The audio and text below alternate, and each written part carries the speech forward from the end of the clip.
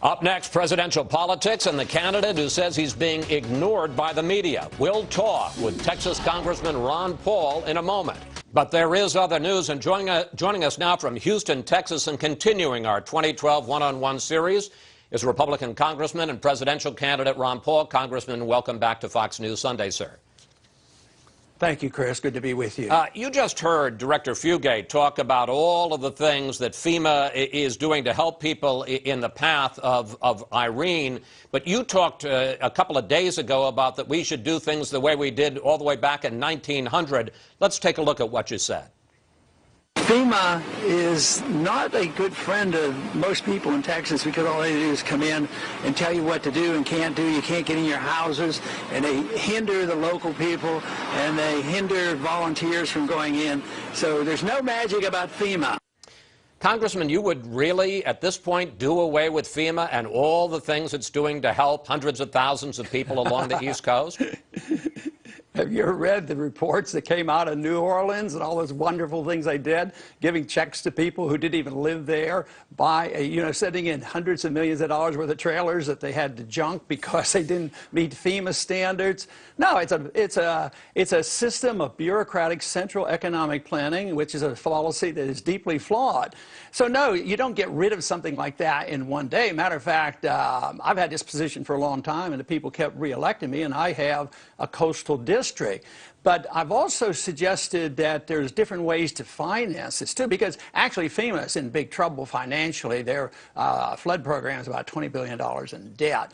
So it's deeply flawed. But even back then when I refused to vote for the bailout money, because we didn't have any money. I mean, this idea that the government could just bail out everybody and vote for money. But I proposed that we save $1 billion from the overseas warmongering, bring half that home, put it against the deficit, and yes, tide people over until we come to our senses and realize that FEMA has been around since 1978. It has one of the worst reputations for a bureaucracy ever.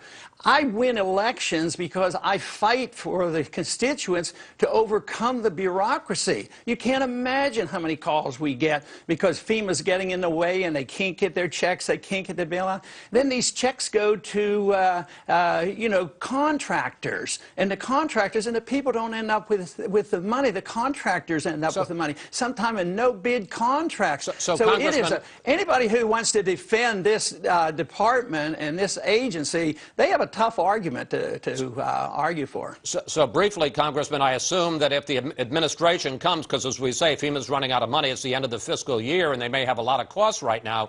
I assume if the Obama administration comes and asks for an emergency funding bill for FEMA, you're a definite, you're a definite no. Well, where would the money come from? We don't have any money. What are you going to do? Go hat in hand to China and borrow the money? But I would consider what I just said because I have precise beliefs in what we should do, and I want to transition out of this dependency on the federal government. But I would say, yes, Obama, you want $1 billion? Cut $2 billion, quit that war in Libya that is undeclared and unconstitutional. Bring those troops home, save $2 billion, put $1 billion against the deficit, and yes, tide our people over. I mean, we've conditioned our people that FEMA will take care of us and everything will be okay. But you try to make these programs work the best you can, but you can't just keep saying, oh, they need money. Well, we're out of money. This country is bankrupt. So this idea that the bleeding heart will say, well, we have to take care of them.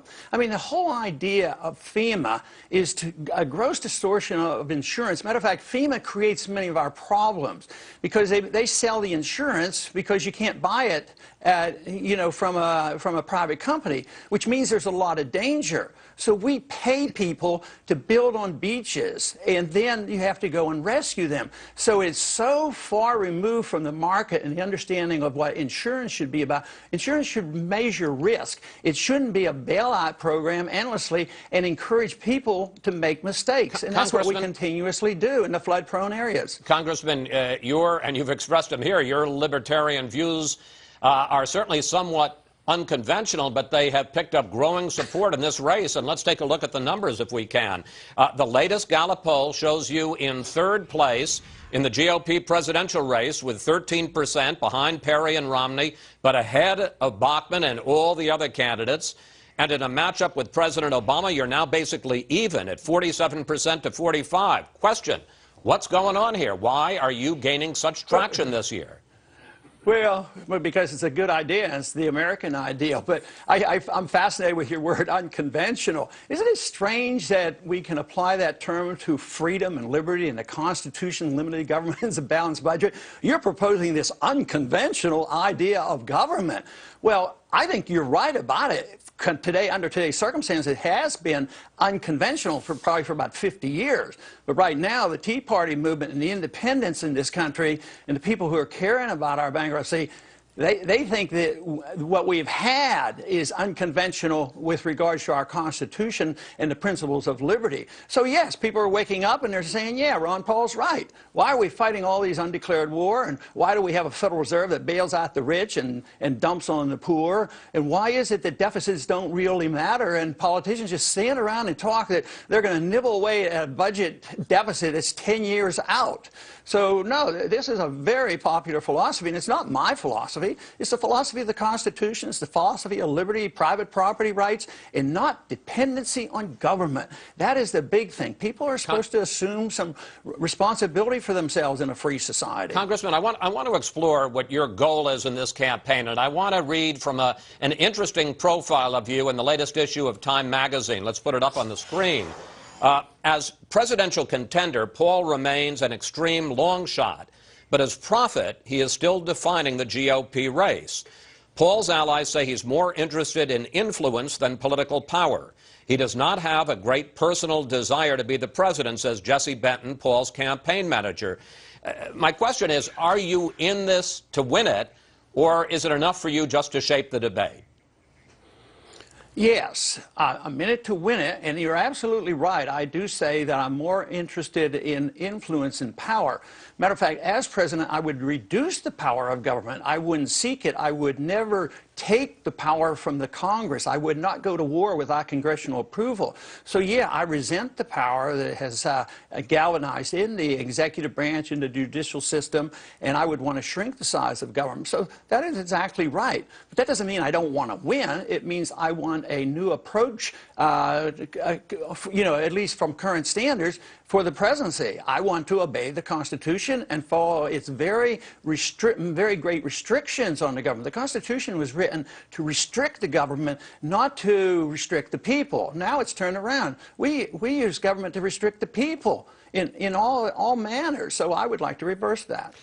Let's turn to foreign policy, which you've addressed a couple of times already in this conversation. While most people celebrated the toppling of Libyan leader Gaddafi this week, you did not. You said this: the current situation in Libya may be a short-term victory for empire, but it is a loss for our American republic. Worse still, Gaddafi's successor is likely to be just as bad or worse than Gaddafi himself.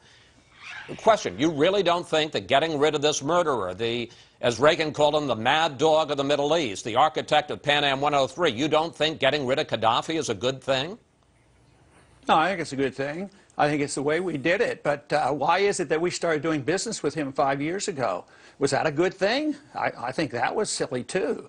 But was it a great thing to get rid of Saddam Hussein? Yes. But do we have a great result in Iraq? No, we've delivered Iraq to the Iranians. So I would say long-term consequences are very, very important. We have no idea what's going to come out of Libya. I'm very skeptical. But maybe it'll be a miracle and everybody will be wonderful and they'll have Western democracy and everybody will be pleased. But I'm predicting that's not going to happen because we've already said troops are needed now to maintain order. Nobody even knows who the rebels represent. And there's good evidence that the Al-Qaeda is there. So we may be delivering Al-Qaeda another prize. They'll be in Libya. They weren't there before. And also, the Al-Qaeda is in Iraq now. So these unintended consequences of our foreign policy are so overwhelming. Logic tells us that we shouldn't be dealing with our foreign policy in this manner. We should be dealing for national security in defense of our country and not pretending that we can pick the dictators around the world. It's been very unsuccessful, and American people are waking up to this. The one telltale sign of of the support I'm getting is because of my foreign policy, I get more donations from active military duty people than all the other candidates put together, which tells me a lot and should tell the American people a lot. And having been in the military for 5 years, believe me, I have a little bit of understanding. In the 1960s, I wasn't anxious for Johnson to expand the war in Vietnam. There's no way I was encouraging that. Military people want to defend this country, but they don't want perpetual war when they're undeclared and you don't see the end and you don't know who the enemy is, and there's too many restrictions on how they retaliate against the enemies, and they get tired. Our guard units are over there. Our guard units should be here taking care of us when we have floods, but no, they're overseas, and the military is worn out. It's time for a change. If for no other reason, we're flat out broken. We can't afford the empire anymore. I'm sorry to interrupt, but I've got a couple of more questions I want to ask you, and we're running out of time. You are a disciple of what's called the Austrian School of Economics. What is that, briefly? And what would economists like Ludwig von Mises and Friedrich Hayek, who were two of the leaders of the Austrian School of Economics, what would they say is the right way to deal with boosting the economy now and with dealing with our national debt? Well, they asked Mises that one time. They were having runaway inflation in Austria. It's Austrian economics because the main leaders of the school came. They escaped. They were mostly Jewish, and they came over here to escape Nazism. And they asked him once, at the height of a crisis like this, and there was a bit more inflation, and they said to Mises, what would you do? And he said, I'd resign. In other words, take your hands off of it. Let the people take care of it. Let the people who have lived beyond their means, let them go bankrupt. Let the liquidation occur. Get rid of the malinvestment like we did in 1921. We recovered. It's not even hardly in our textbook about the Depression of 1921, which was a natural consequence of the inflation for World War I. So we want our hands off. The Depression lasted 17 years because we wouldn't do that. Japan has had hands-on. They've been in the doldrums for 20 years. And we're now into this one. It's a lot more than 5 years. We're basically been over 10 years that our economy has been slipping. So they would say, hands off, give us a sound currency, free up the markets, property rights, enforce contracts, make sure people go bankrupt when they're bankrupt, and don't bail out their buddies. Don't let the Federal Reserve create money out of thin air and bail out their buddies. But the most important thing about Austrian economics is the artificially low interest rates, which cause business people, savers, and consumers to do the wrong things. They make mistakes. So it's sort of like a price control that causes all the problems. And Congressman, we have less than a minute left. Fed Chairman Bernanke announced this week that he is not going to take any immediate action to boost the economy. Do you think that your criticism, which is now being echoed by some other Republicans, both in the presidential race and in Congress, do you think your criticism may have led him to pull back? Well, he really hasn't pulled back. Symbolically, he has, and he's not having another QE3. But he has maintained that he will keep interest rates low for up until 2013. He can't keep interest rates low without monetizing debt, because if somebody else doesn't buy it, he has to buy it. So he's continuously quantitatively easing. So Greenspan did that when he held interest rates too low, too long, and he was instrumental in creating the bubble. So it is not a big change in things. He at least, but he sort of said, oh, it's up to the Congress. You know, if the Congress, it's all the Congress's fault. They need to deal with this, because he's sort of throwing up his hands. But all he needs to do is quit monetizing debt. Interest rates would go up and Congress would be forced to cut. That is why gold backing a currency, a gold standard, restrains big government. Governments can't spend endlessly for entitlements, and they can't spend by deficit financing to fight these endless wars. Congressman Paul, we're going to have to leave it there. We want to thank you so much for joining us and for the economics lesson as well, sir. Always a pleasure to talk with you, and we'll see you on the campaign trail. Appreciate it, Chris.